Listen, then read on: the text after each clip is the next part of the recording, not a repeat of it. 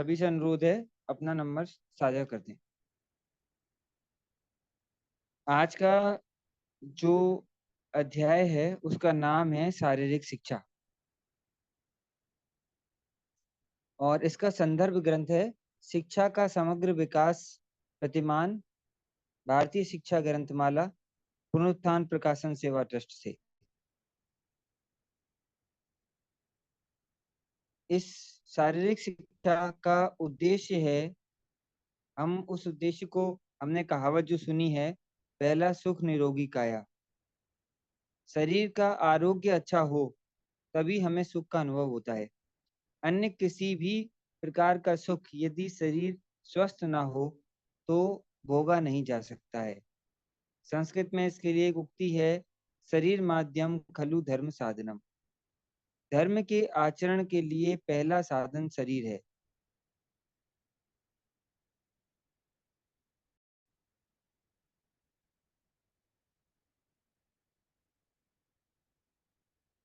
तो जैसे शरीर माध्यम खलु धर्म साधनम जो उक्ति है, उसका अर्थ है धर्म के आचरण के लिए पहला साधन शरीर है।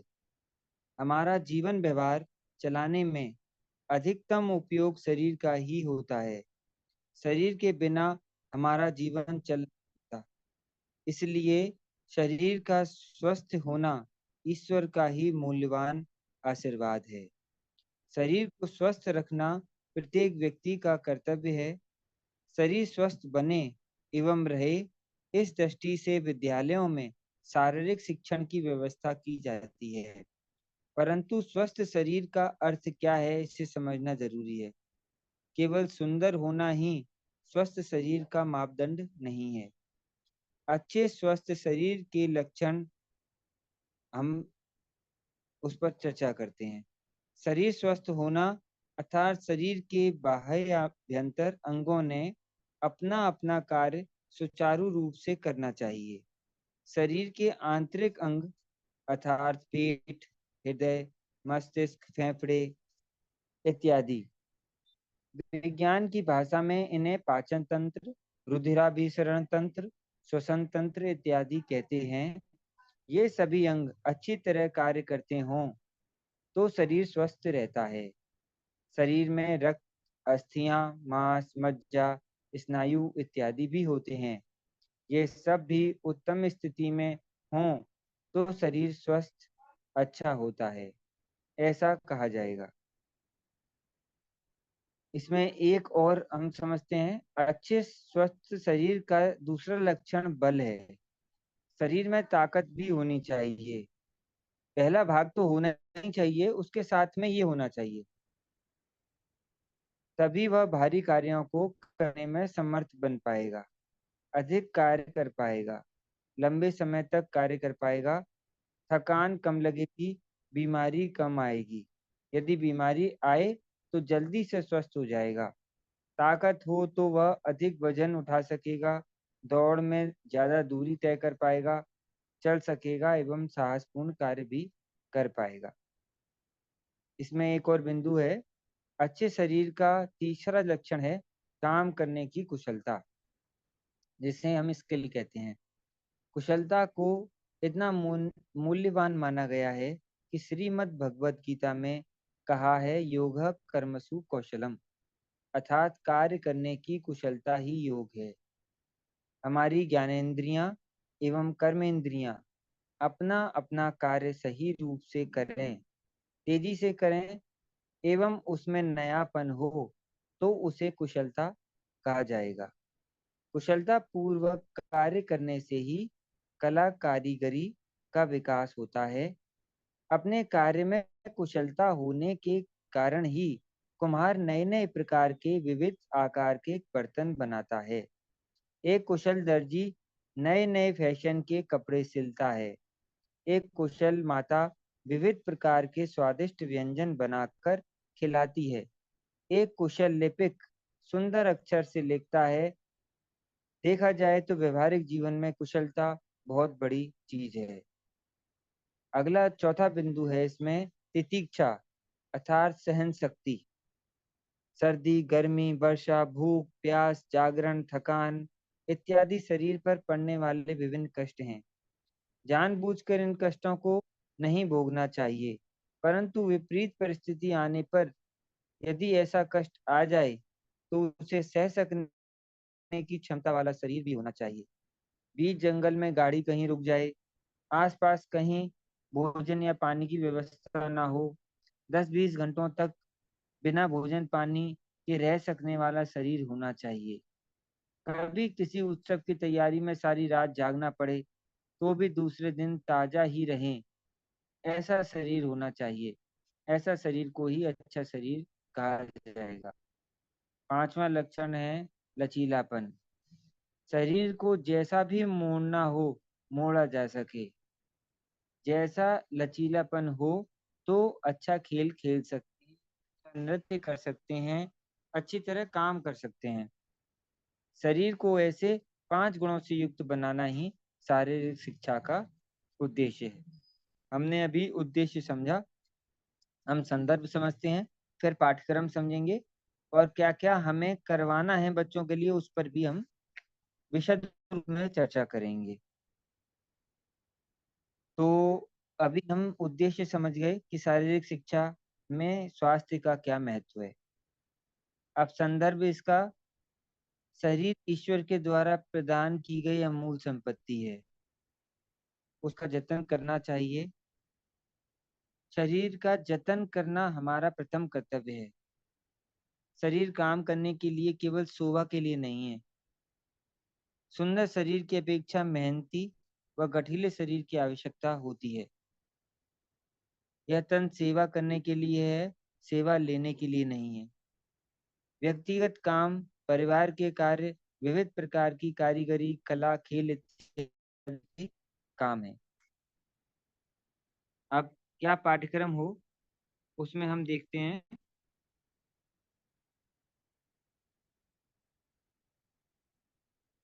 शरीर की, अब ये जो पाठ्यक्रम है ये विशेष ध्यान रखेंगे कि 6, 7, 8, 9 वर्ष के बालकों के लिए है। अ, तो उसी क्रम में इसको समझने का प्रयास करेंगे।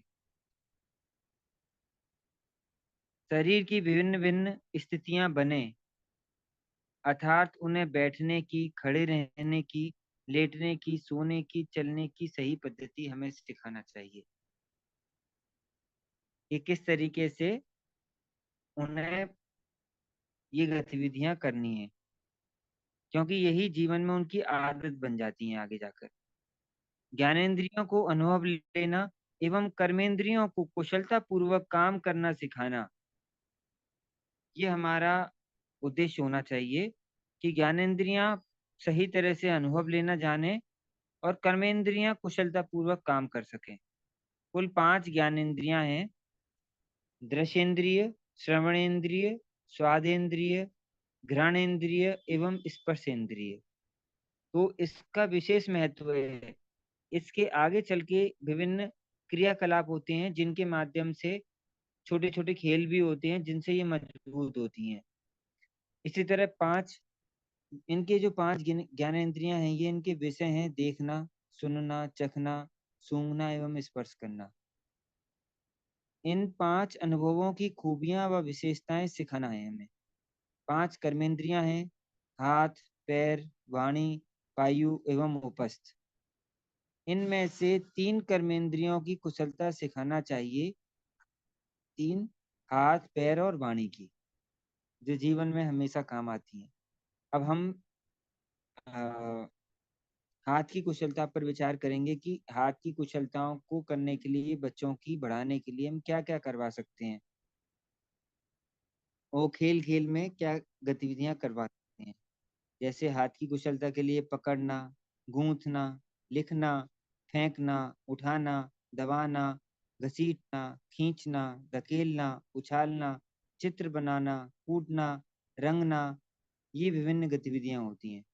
इनमें से गूंथना, चित्र बनाना, पीसना, कूटना, रंगना उद्योग के विषय में आ चुका है। तो हम उद्योग विषय पे भी जब हम अध्ययन करेंगे तो बहुत कुछ हमें स्पष्ट होगा कि बच्चों को खेल खेल में क्या सिखाना चाहिए, कैसे उनकी कर्मेंद्रियों का विकास हो।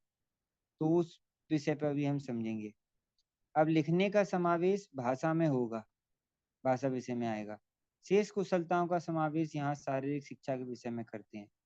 अब पैर की कुशलता कैसे बढ़े, उसके लिए जैसे खड़े रहना, चलना, दौड़ना, ठोकर मारना, पैरों से दबाना, कूदना, छलांग लगाना, नृत्य करना, पैडल मारना, चढ़ना उतरना, पालथी लगाना, विभिन्न क्रियाकलाप बच्चे करते ही हैं, उसको हमें विभिन्न खेलों में शामिल कर सकते हैं।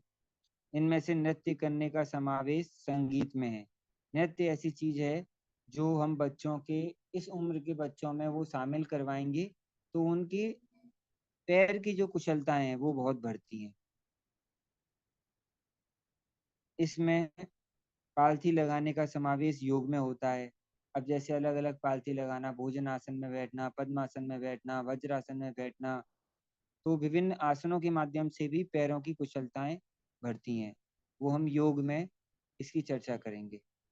से सभी कुशलताएं अभी हम करते हैं। अब जैसे बोलना एवं गाना वाणी की कुशलता है, तो इनमें से बोलना भाषा शिक्षा एवं गाना संगीत का विषय है।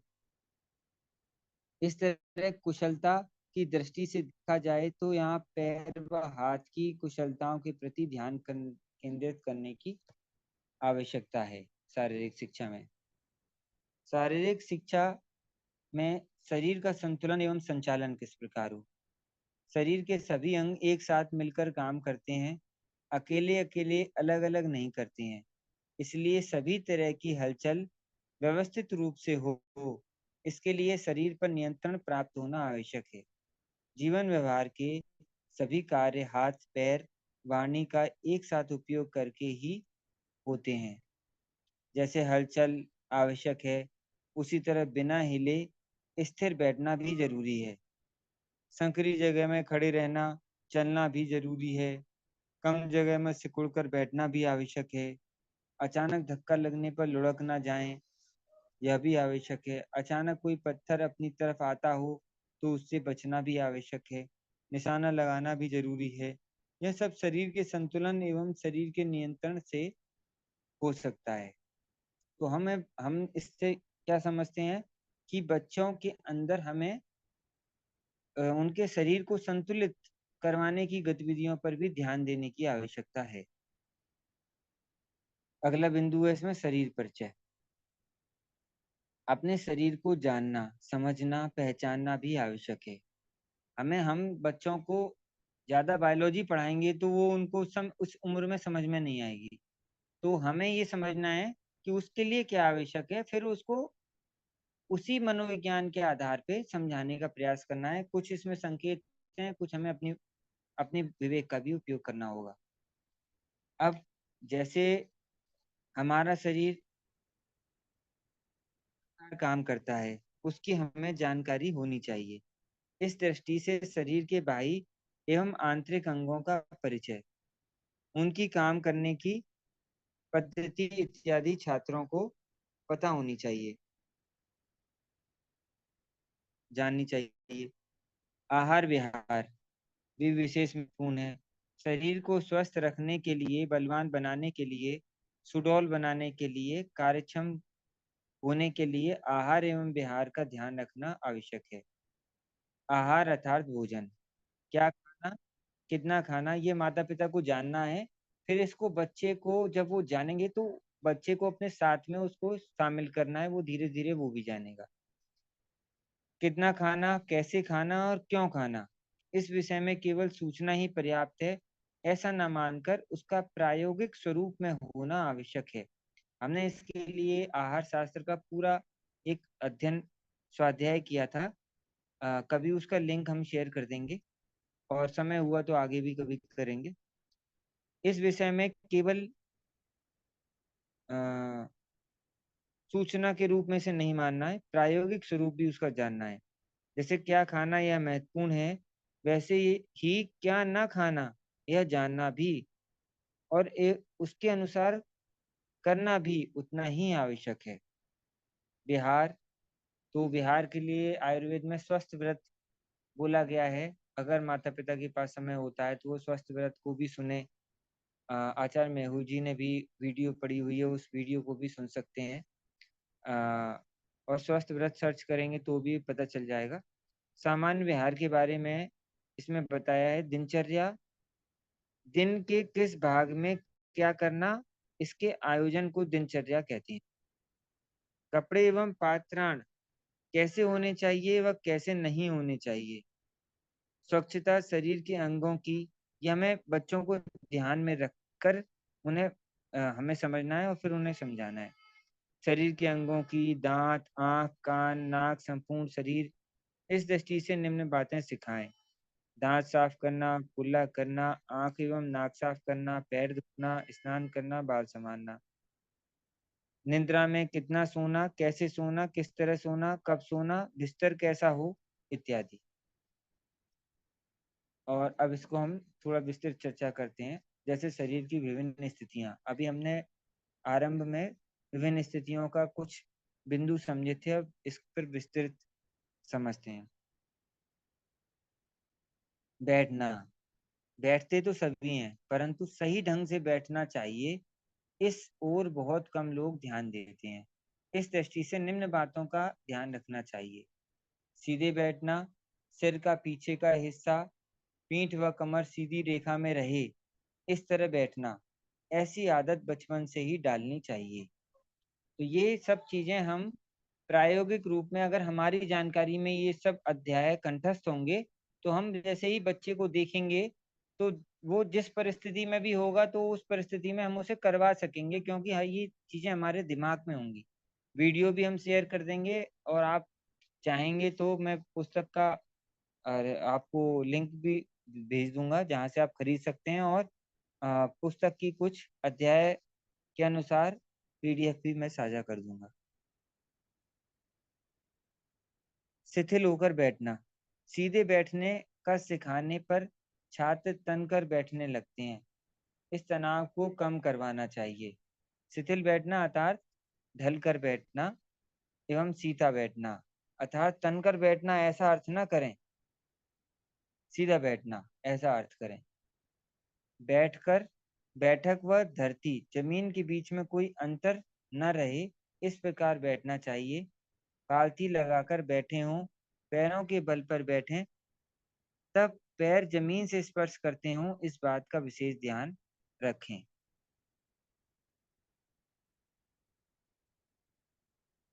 पैर लटकाकर कम से कम समय बैठना पड़े, इसका ध्यान रखें।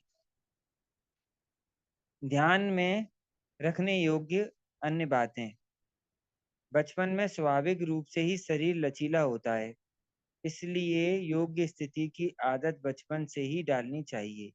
जैसे जैसे आयु बढ़ती है, पुरानी आदतों को बदलना या भुलाना मुश्किल होता जाता है। सीधा बैठा जा सके, इसके लिए, लिखने के लिए, काम करने के लिए सामने चौकी होना आवश्यक है। नहीं तो कार्य करने के लिए भी शरीर विकृत रूप से ढलता जाता है। ये बैठने का और अध्ययन करने का तरीका हो गया, क्योंकि हमारे सामने होगी। और किताब पढ़ने के लिए जो किताब की एक लकड़ी वाली अ, एक स्टैंड होता है, वो भी बहुत अच्छा होता है। उससे बड़ी मोटी किताबें भी फटती नहीं है, और अध्ययन करने में भी आसानी रहती है, और चौकी होने पर और भी अच्छा होता है। खड़े रहना, दोनों पैरों पर समान भार रहे, इस तरह खड़े रहना चाहिए। यह एक बहुत ही उपयोगी आदत है, परंतु इस ओर ध्यान न देने के कारण लोग डेढ़ टांग पर खड़े रहना सीखते हैं। इसलिए ऐसी आदत विशेष रूप से डालनी चाहिए, जिससे पैर भी मजबूत होते हैं। दोनों पैर एक साथ जुड़े हों, दोनों पैरों के बीच, दो कंधों के बीच जितनी दूरी हो उतनी दूरी रखनी चाहिए। खड़े रहते समय एड़ी अंदर की ओर एवं पंजा बाहर की ओर रहे, यही सही स्थिति है। उस ओर ध्यान दें। जोड़कर यदि शरीर के समकोण पर सिखाए तो पंजे का कोण बनना चाहिए हो, तो दोनों के बीच 30 डिग्री का कोण बनना चाहिए। कमर या कंधे दबे हुए या झुके हुए ना चाहिए। इस ओर आजकल लोगों का ध्यान न होने के कारण अनेक लोगों का सीना दबा रहता है या कंधे झुके होते हैं या कमर बैठी हुई होती है या पेट बाहर की ओर निकला हुआ होता है। उनका पोस्चर ही गलत होता है। चलने की स्थिति कैसी हो? जो स्थिति सीधे खड़े रहने की है वही चलने के लिए भी आदर्श स्थिति है। पैर घसीटकर नहीं चलना है, परंतु पैर उठाकर चलना चाहिए। चलते समय पैर अंदर या बाहर की ओर न पकड़ पड़कर जमीन पर सीधे ही पड़ें, इसका ध्यान ख्याल रखना चाहिए। छात्र जब चलते हों तब उनके पैरों का आकार व चलने की पद्धति पर विशेष रूप से ध्यान केंद्रित करना चाहिए। बार बार टोकना नहीं चाहिए, हमें ये देखना है कि वो कैसे चल रहे हैं और हमें समझना है कि सही तरीका क्या है। फिर हम उनके सामने वैसे करेंगे तो अपने आप अनुसरण करेंगे। उठना, बैठे हों या लेटे हों, तो उस अवस्था से उठते समय शरीर बेढब ना बने, इसका ख्याल रखना चाहिए। यदि लेटे हों एवं उठना हो तो प्रथम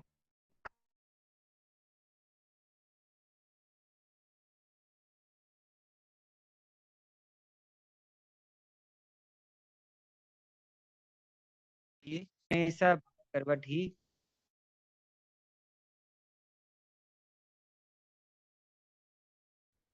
मुंह खुला रखकर न सोएं, सिर ढककर कभी भी न सोएं।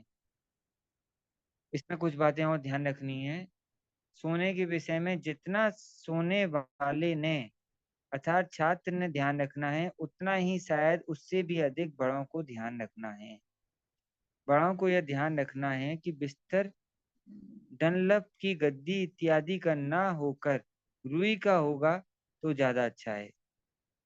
ऊपर की चद्दर पॉलिस्टर की ना हो, खिड़की दरवाजे बंद ना हो, कमरे में ताजी हवा आसानी से आती जाती हो, कमरे में खटमल मच्छर इत्यादि का उपद्रव ना हो।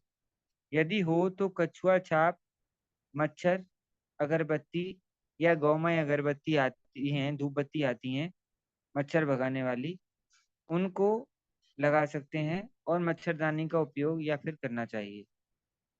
मैले या पॉलिएस्टर के कपड़े पहनकर नहीं सोना चाहिए। हाथ पैर धोकर ही सोना चाहिए। निद्रा शरीर के पोषण एवं स्वास्थ्य के लिए अत्यंत महत्वपूर्ण है, इसलिए उसके प्रति पर्याप्त ध्यान देना चाहिए। ज्ञानेंद्रियों के विषय में ज्ञानेंद्रियों का विकास कैसे हो, इसमें आँख के ऊपर चर्चा करते हैं। आँखें रंग व आकृति की पहचान करती है, इसलिए छात्रों को भिन्न भिन्न रंगों एवं आकारों का परिचय व पहचान करवानी चाहिए। अब हम स्कूलों में पहचान करवाते हैं अपने चित्र उसमें किताबों में दिखा दिखा कर। तो हमें पहचान व्यवहारिक जीवन की चीजों से, फल फूल सब्जियां जो हमारे जीवन में चीजें आ रही हैं उनके माध्यम से बच्चों को रंग की पहचान करवानी चाहिए। आंखों को धूप व धुएं से बचाना चाहिए। आंखों को टीवी से तो खासकर बचाने की आवश्यकता है और मोबाइल से भी। कान कान के लिए हमें कान आवाज की पहचान करती हैं, इसलिए उन्हें विभिन्न भिन्न ध्वनियों से परिचय करवाना चाहिए, जैसे प्राणी पशु पक्षी वाहन मनुष्य यंत्र इत्यादि की आवाज। जो कान है, ऐसा कहा जाता है कान हमें अध्यात्म में और आध्यात्मिक तरक्की कराने में बहुत सहयोगी होता है। तो कान की क्षमताएं बढ़ाने की भी बहुत आवश्यकता है और बचपन से इन चीजों के माध्यम से, जैसे विभिन्न आवाजों को पहचानना, बच्चे जैसे विभिन्न आवाजों को पहचाने, अलग ये एक खेल का भी माध्यम बन जाता है। विभिन्न यंत्रों को पहचाने, इसमें विभिन्न खेल भी खेले जा सकते हैं। तो वो उसकी उसमें किस प्राणी की वो आवाज है, हम वो आवाज निकालें या अलग अलग यंत्रों के माध्यम से निकलवाएं, मोबाइल के माध्यम से निकालें, वो बच्चा पहचाने कि वो किस किस की आवाज है, अलग अलग चीजों की आवाज। वो पहचाने तो उससे उसकी स्मरण शक्ति और कर्ण शक्ति का विकास होता है। स्वर पहचानना, गीतों का स्वर पहचानना, हंसना, रोना, गुनगुनाना आदि की पहचान करवाना। अब हमें इसमें अ, देखिए, हम सब जो लोग जुड़े हैं ना, ऐसा हमें एक श्रोता और वक्ता के रूप में इस विषय को नहीं लेना है। हम सब आपसी संवाद के रूप में हमें एक दूसरे से लेना है। ये चीजें जो हम चर्चा कर रहे हैं या जो इस विषय पर बात कर रहे हैं, ये इस तरह से है कि ये चीजें हम किस तरह व्यवहारिक जीवन में उनको करवा सकेंगे। यही केवल एक आयाम नहीं है, इसमें और हमें विचार भी करना होगा कि कैसे हम कर्ण शक्ति का विकास करवा सकते हैं। तो आगे डिस्कशन भी करेंगे इस पे, आप भी अपना विचार करिएगा तो कई सारी चीजें निकल के आएंगी। अब जैसे हंसना, रोना, गुनगुनाना आदि की पहचान करवाना। अब विभिन्न खेल होते हैं ऐसे, तो बच्चा पहचान सके कि कौन कौन सी वो की गतिविधियां हो रही हैं, क्रियाकलाप हो रहे हैं। विभिन्न वाद्य यंत्रों की ध्वनि पहचानना, तो इससे कर्ण शक्ति का विकास होता है। हमारे आसपास स्थित विभिन्न विभिन्न आवाजों पहचानने का प्रयास करवाना। नाक, नाक की क्षमता बढ़ाने का उपाय है। नाक का मुख्य कार्य है गंध, इसलिए भिन्न भिन्न प्रकार की गंध का परिचय करवाना। अब इसमें भी हम बहुत सारी ऐसी चीजें कर सकते हैं जो उनकी गंध की शक्ति को बढ़ाएगी, और दूसरा उनके जीवन में व्यवहारिक काम आने वाली चीजें भी लाएगी, जैसे सुगंध व दुर्गंध।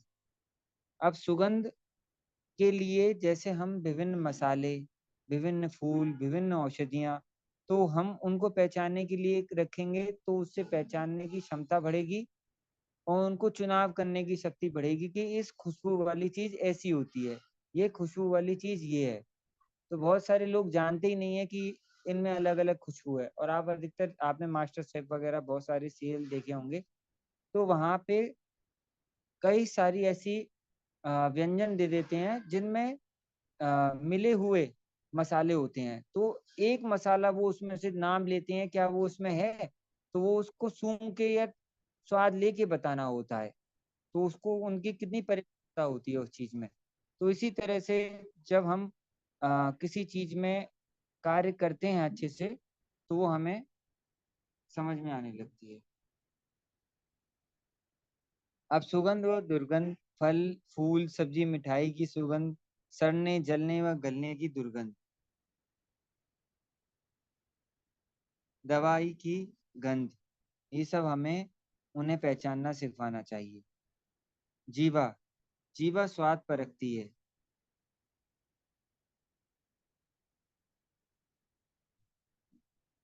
उसके लिए विभिन्न विभिन्न प्रकार के स्वाद का परिचय करवाना चाहिए, जैसे मीठा, खट्टा, तीखा, नमकीन, कड़वा, कसैला। क्योंकि हमारे 6 रस हैं, मधु, अम्ल, लवण, कटु, तिक्त, कसाय।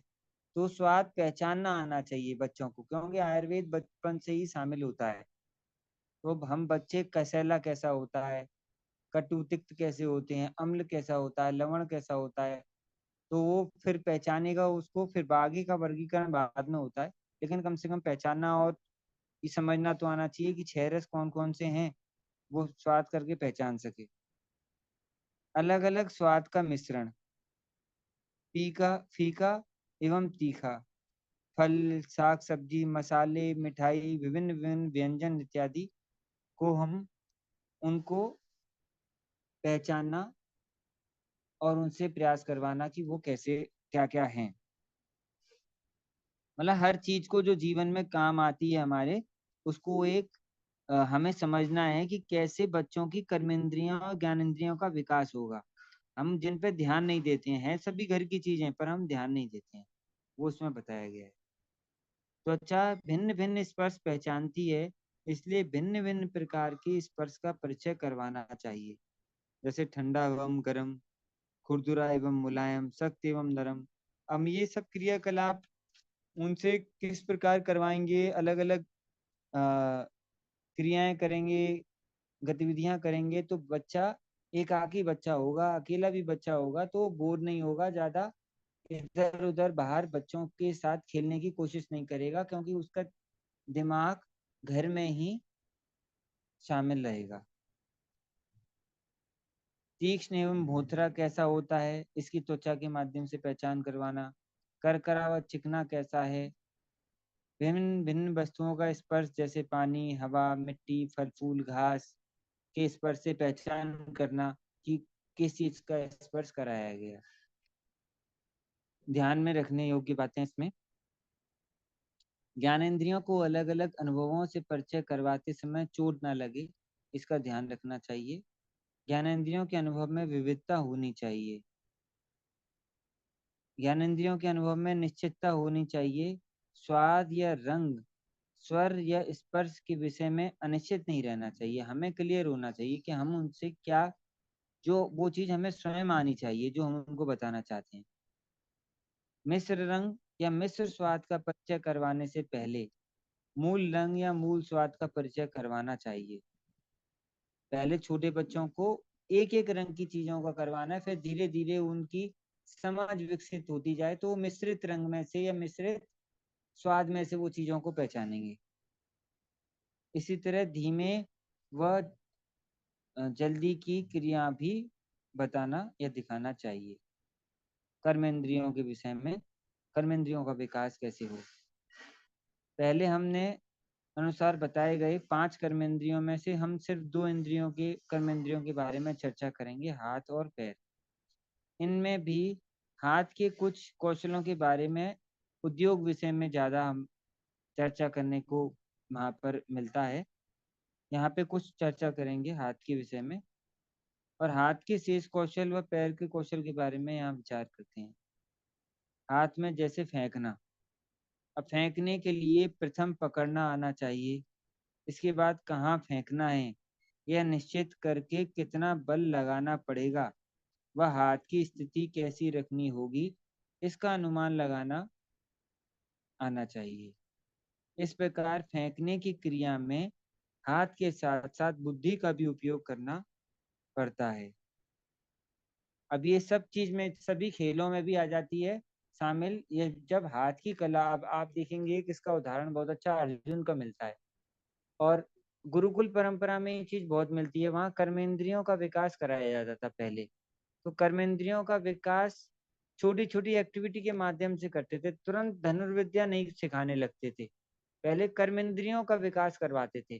धीरे धीरे जिसकी जो कर्मेंद्रिय विकसित होती थी उसे वो अस्त्र सिखाया जाता था। अब ये इसलिए कर्मेंद्रियों का हम लोग समझने का प्रयास कर रहे हैं। अब क्या क्या फेंका जा सकता है, पत्थर, कंकड़, गेंद, रिंग, हाथ में सामने वाली कोई भी वस्तु, समाने वाली कोई भी वस्तु। तो इस प्रकार से फेंकने की कला विकसित होती है, धीरे धीरे वो बेसबॉल में, बास्केटबॉल में, ये सब में कन्वर्ट होती चली जाती है। झेलना, किसी अन्य वस्तु के द्वारा, अन्य के द्वारा फेंकी हुई या स्वयं ही उछाली हुई वस्तु को झेलने के लिए वस्तु की स्थिति, दिशा व चाल का अनुमान तथा हाथ की योग्य पकड़ होना भी बहुत जरूरी है। पटकना व झेलना, उछालना व झेलना, फेंकना व झेलना, इन तीनों में दो दो क्रियाएं एक साथ होती हैं। दीवार पर गेंद को टकराकर परिवर्तित होने पर झेलना, जमीन पर गेंद पटककर ऊपर उठने पर झेलना, उछाल ऊंचा उछालकर नीचे आने पर गेंद को झेलना, यह कौशल व अनुमान करने की क्षमता का दर्शक है। यद्यपि जैसे छोटों को सुन सुनकर बोलकर, बोलना व देख देख कर करना आ जाता है, उसी तरह खेलते खेलते, अभ्यास करते करते ये सभी कौशल प्राप्त हो जाते हैं। केवल उन्हें यह सब करने के लिए अवसर देने की आवश्यकता है। धकेलना, धकेलना एक प्रकार गोल वस्तु को लुढ़कने का है, एवं दूसरे प्रकार सपाट वस्तु को धकेलने का है। धकेलना अर्थात वस्तु को पीछे से जोर लगाकर आगे की ओर सरकाना, जैसे छोटे छोटे पहियों को धकेलना, और तख्तों को धकेलना, इस प्रकार की कई सारी चीजें बच्चे कर सकते हैं। घसीटना, किसी वस्तु को रस्सी से बांधकर या पकड़कर अपने पीछे पीछे खींचना घसीटना कहलाता है। घसीटने व खींचने में फर्क यह है कि घसीटने में वस्तु हमेशा जमीन के संपर्क में रहती है, जबकि खींचने में एक वस्तु का जमीन से स्पर्श होना जरूरी नहीं है। ठोकर मारना, पैरों से किसी वस्तु को दूर फेंकना ठोकर मारना कहलाता है। गेंद, पत्थर या ऐसी किसी भी वस्तु को ठोकर मारकर दूर फेंकना भी एक मुख्य कौशल है। जैसे फुटबॉल वगैरह होती है, उसमें ये कौशल ज्यादा दिखाई पड़ता है। तो ठोकर मारते समय वस्तु का वजन, कितनी दूर फेंकना है, उसका अनुमान, उसकी दिशा एवं उसके अनुसार पैरों की स्थिति आदि एक साथ ही ध्यान रखना पड़ता है। परंतु अभ्यास से सभी बातें आने लगती हैं। तो हम छोटी छोटी गेंद देकर बच्चों को दे सकते हैं, अपने सामने खिलवा सकते हैं। और अ, कई सारी चीजें इस प्रकार हमें आगे भी देखने को मिलेंगी कि उनकी इस क्षमता का विकास कैसे किया जा सकता है। कूदना, लंबा कूदना, प्रथम एक पैर से छलांग लगाना सिखाना चाहिए, इसके बाद दोनों पैरों से एक साथ कूदा जा सके। ये आगे बहुत हमारे पैरों को मजबूत करने और संतुलन बनाने में काम आती है। जो बच्चे इस कूदने वाली प्रक्रिया को समझते हैं या गतिविधि को करते हैं, वो बच्चे काफी पैरों से मजबूत होते हैं। छलांग लगाना, एक पहले एक पैर से बाद में दूसरे पैर से ऊंची वस्तु को लांघना ही छलांग लगाना है। ऊंची कूद, दोनों पैरों से एक साथ कूदकर ऊंची वस्तुओं को लांघने की क्रिया ऊंची कूद कहलाती है। ऊंचाई से कूदना, ऊंचाई पर खड़े रहकर नीचे की ओर कूदना, वो इस तरह की हमें देखना है कि जैसे बच्चे को नुकसान ना हो, कितनी ऊंचाई है ये बड़ों को ध्यान रखना होगा। रस्सी कूदना, सीढ़ियां लांघना, जीने पे से कूदना, दहलीज लांघना आदि ऐसी कूद का अभ्यास किया जा सकता है बड़ों की निगरानी में। पैडल मारना, एक के बाद एक पैरों को गोल घुमाना अर्थात पैडल मारना, 3 पहिए वाली साइकिल चलाना, 2 पहिए वाली साइकिल चलाना, तैरना आदि इस तरह से सीख सकते हैं। तो इस तरह से हम विभिन्न शारीरिक शिक्षा के क्रियाकलाप अभी समझ रहे हैं। आगे हम धीरे धीरे अन्य सत्र में और विषयों को भी समझेंगे, क्योंकि शारीरिक शिक्षा एक महत्वपूर्ण पार्ट है, इसलिए हमने इसको पहले लिया है। इसी तरह कर्मेंद्रियों के अलग अलग कौशल सीखने की आवश्यकता है, उसके लिए अनेक खेल व व्यायाम का आयोजन करना चाहिए। हमारे बहुत से देसी खेल इन सभी कौशलों का विकास करने में सहायता करते हैं। ये खेल आज भी बहुत उपयोगी हैं, लेकिन इन खेलों को हमें बड़ों की निगरानी में करना चाहिए और अच्छी संगत के बच्चे वहाँ रहें, उनको इस बात का हमें ध्यान में रखना चाहिए। कच्चे कंचे खेलना, लट्टू चलाना, चक्र घुमाना, मारदंडी खेलना, दीवार पर गेंद टकराकर उससे खेलना, गिरो उठाओ खेलना, जीने का खेल सीखना, रस्सी कूदना, ऐसे विभिन्न प्रकार के खेल हम आ, समझ सकते हैं। कभी किसी समय हम खेलों पर भी सत्र करेंगे कि कौन कौन से खेल होते हैं, बालकों के लिए कौन कौन से खेल हो सकते हैं। शारीरिक संतुलन एवं संचालन, शरीर संचालन तो, क्योंकि खेल इसलिए जरूरी है कि बच्चे आज जहाँ पे भी बच्चे 2-3 बच्चे इकट्ठे होते हैं तो वो जो टीवी और कार्टून में जो देखते हैं वही खेल खेलते हैं, लड़ाई झगड़ा मारपीट का। तो इसलिए बच्चों के पास अगर खेल की सामग्री होगी, माता पिता ने उन्हें सिखाया होगा, तो वो उनके स्मरण में रहेगी। वो दूसरे बच्चे से कहेंगे नहीं मैं तुमको ये खेल सिखाता हूँ, ये खेल खेलेंगे हम। तो वो जब उनको आएगा तभी वो दूसरे से कह सकेंगे। शारीरिक संतुलन एवं संचालन, इससे हमारे बच्चों में अनेक खेल व साहसिक कार्यों करने का एक पुरुषार्थ पैदा होता है। जैसे रेखा पर चलना, संकरे पटरों पर चलना, ईंट पर चलना, हाथ में पानी से भरा प्याला लेकर चलना, ये बच्चों के लिए खेल भी है और उनकी एक व्यायाम भी है। कमर पर हाथ रखकर चलना, सिर पर कोई वस्तु रखकर चलना, रस्सी पर चलना, आंखें बंद करके चलना, पीछे की ओर चलना, ये सब बड़ों की निगरानी में रखना है तो वो सब आसान हो जाता है। एक पैर पर खड़े रहना, एक पैर पर खड़े रहकर झुककर कोई वस्तु उठाना आदि खेल करवाए जाने चाहिए। अब हम इसमें थोड़ा सा बच्चों को खेल खेल में शारीर परिचय भी करवाना चाहिए, जिससे कि उनको अपने शरीर का भी ज्ञान रहे। अभी बाल अवस्था का है ये, फिर आगे किशोर अवस्था भी आती है, तो किशोर अवस्था में और परिपक्व पाठ्यक्रम होता है।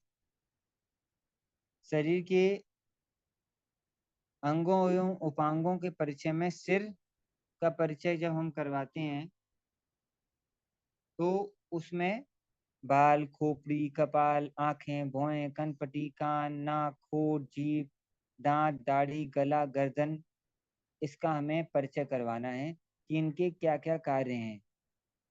धड़, पीठ, धड़ में क्या क्या है, पीठ है, सीना है, कमर है, पेट है, कंधा है इत्यादि। तो आगे जाके धीरे थोड़ा थोड़ा सा इनका आंतरिक अंगों का भी हम परिचय समझेंगे। हाथ पैर, हाथ में क्या है, उंगलियां, अंगूठा, हथेली, पंजा, कलाई, कौहनी, कंधा, ये सब बच्चों को पता होना चाहिए। पैर में जैसे पैर बोलते हैं तो पैर में उंगलियां, अंगूठा, एड़ी, पैर, तलवा, पंजा, घुटना, जंघा इत्यादि आते हैं। अब शरीर के अंग उपांग के क्या कार्य हैं? पैर का कार्य चलना, शरीर का भार उठाना, दौड़ना, नृत्य करना। हाथ के क्या कार्य हैं? पकड़ना, लिखना, दबाना इत्यादि। आंख इत्यादि ज्ञानेंद्रियों के कार्यों की काफी चर्चा पहले की चर्चा हो चुकी है। शरीर के आंतरिक अंगों एवं उनके कार्यों का परिचय करवाना।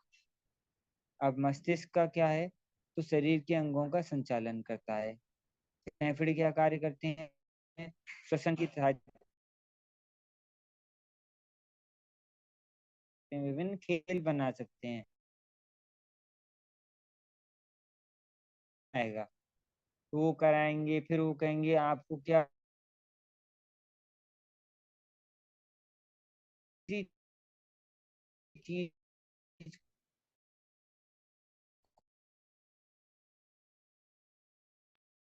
अब पेट है, पेट भोजन का पाचन करना पेट का काम है। तो वो कौन सी गतिविधि करें हम जिससे बच्चों को ऐसा बात का पता चले? कुछ कहानी भी सुना सकते हैं इसमें विभिन्न क्योंकि हर चीज को आप एक उपदेश के रूप में उन्हें सुनाएंगे ना तो उपदेश के रूप में नहीं लेते, उसको खेल के रूप में, कहानी के रूप में बताएंगे तो वो उस बात को सुनेंगे। शरीर में स्थित सप्त धातु, रस, रक्त, मांस, मेद, अस्थि, मज्जा, शुक्र, तो इनके बारे में भी बता सकते हैं। इनके क्या क्या कार्य हैं, ये तो आगे का थोड़ा विषय हो जाता है। संक्षिप्त में, बहुत संक्षिप्त में इनके बारे में बता सकते हैं।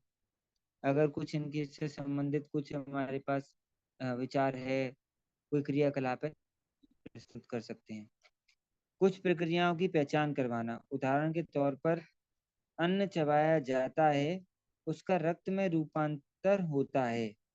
जैसे ये, अब ये जैसे ये बताया जा रहा है सप्त धातु का कैसे है, तो इस बात से पता चल देगा, सप्त धातु उन्हें समझ में आ जाएगी। अन्न चबाया जाता है तो उसका रूपांतरण होता है। श्वास अंदर जाती है तो रक्त शुद्ध होता है। मस्तिष्क के कारण ही संदेश व्यवहार होता है। इस प्रकार हम पूरी इस सिस्टम को बना सकते हैं कि रस रस जब जाता है तो फिर रक्त बनता है, रक्त से शरीर पुष्ट होता है, शरीर पुष्ट होता है तो बल आता है, बल किससे आता है? मांस से आता है। तो ऐसे करके बहुत सारी एक्टिविटी करके के बच्चों के सामने कर सकते हैं। आहार विहार, आहार कैसा होना चाहिए? ताजा होना चाहिए, पौष्टिक होना चाहिए, आहार सात्विक होना चाहिए। दूध, फल, सब्जी, अनाज खाना चाहिए। भोजन पालथी लगाकर बैठकर ही लेना चाहिए। तो ये चीजें जो है ना, हम ये समझ रहे हैं। मैं आपको ये बताना चाह रहा हूँ कि ये हम अपने लिए समझ रहे हैं, बच्चों को इस तरह उपदेश नहीं देना है। तो बच्चों को किस प्रकार कराना है, कभी इस पे आप भी हम लोग चर्चा करेंगे कि जो हम ये सिलेबस आज कर रहे हैं बच्चों के बीच में कैसे उसको करवा पा रहे हैं या नहीं करवा पा रहे हैं। इसके लिए भी हम एक दिन सत्र करेंगे कि हम विभिन्न पाठ्यक्रम जो हम समझ रहे हैं वो हम बच्चों के बीच करवाने में समर्थ हैं कि नहीं है। नहीं है तो क्यों नहीं है? तो अभी पहले हमारे पास जो डाटा रहे, इसलिए हम इस पर स्वाध्याय कर रहे हैं। तो भोजन पालथी लगाकर ही बैठकर ही लेना चाहिए। खूब भूख लगने पर ही भोजन करना चाहिए।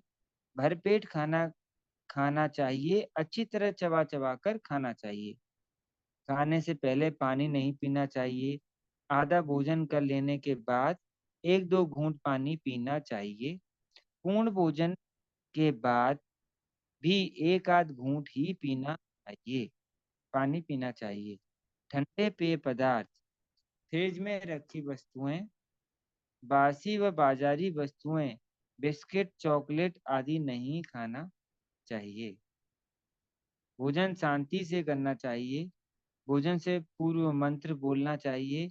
भोजन से पूर्व गाय व कुत्ते का हिस्सा निकालकर अलग रखना चाहिए। दिनचर्या, सुबह जल्दी उठना है, रात में जल्दी सोना है। सुबह उठकर प्रथम हाथों का एवं भगवान का दर्शन करना चाहिए। फिर धरती को प्रणाम करना है।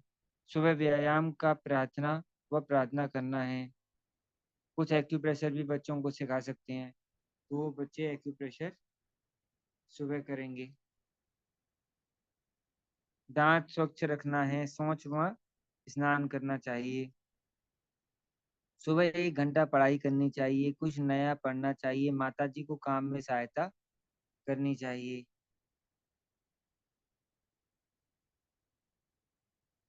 दोपहर में 11 से 12 के बीच भोजन करना चाहिए। भोजन के बाद थोड़ा आराम करना चाहिए। शाम को मैदान में दौड़ पकड़ जैसे खेल खेलना चाहिए। संध्या समय में प्रार्थना करनी चाहिए, पढ़ना चाहिए व गृह कार्य करने हैं। शाम को सूर्यास्त से पूर्व भोजन करना चाहिए। रात को 9 बजे तक सो जाना चाहिए। सोते समय प्रार्थना करनी चाहिए। कपड़े व जूते, कपड़े ढीले व सूती होने चाहिए। कपड़े हमेशा धुले हुए व स्वच्छ होने चाहिए। सर्दियों में सिर, कान, सीना, घुटना, पैर अच्छी तरह से ढके रहें। ऐसे व गर्मी में पतले, कम व ढीले कपड़े पहनने चाहिए।